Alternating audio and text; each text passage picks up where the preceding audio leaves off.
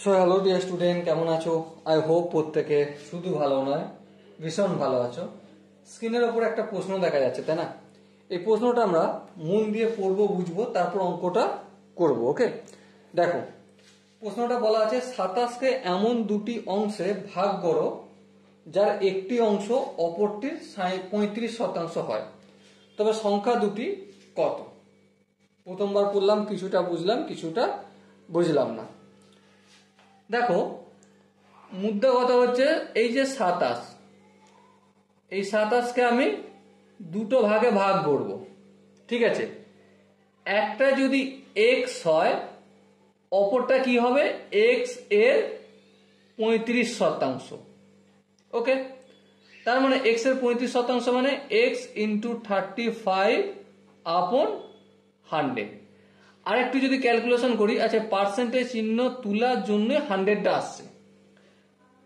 5 7 35, 5 20 100 হয়ে দাঁড়াবে আমার 7x/20।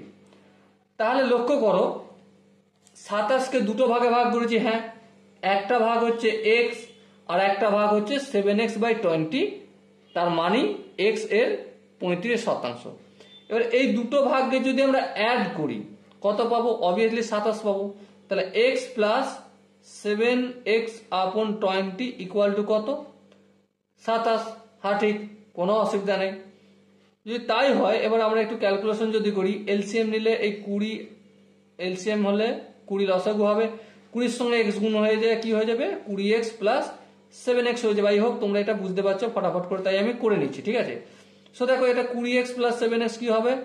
27x/20 equal to 27। এবার দেখো x ইকুয়াল টু কত? 27 রয়েছে।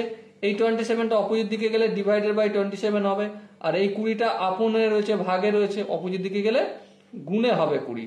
এই 27, এই 27 কেটে গেল। সো x এর ভ্যালু কত হলো? 20।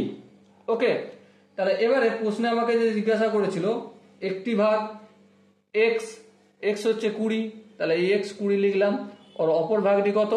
7x/20, মানে 7 ইন্টু 20/20। এই 20 কেটে গেল 7। তাহলে একটা ভাগ 20 আর একটা হবে 7। এবার দেখো এখানে যে অপশন গুলো রয়েছে তার মধ্যে কোন অপশন ঠিক? অবভিয়াসলি অপশন ডি হবে আমাদের সঠিক আনসার।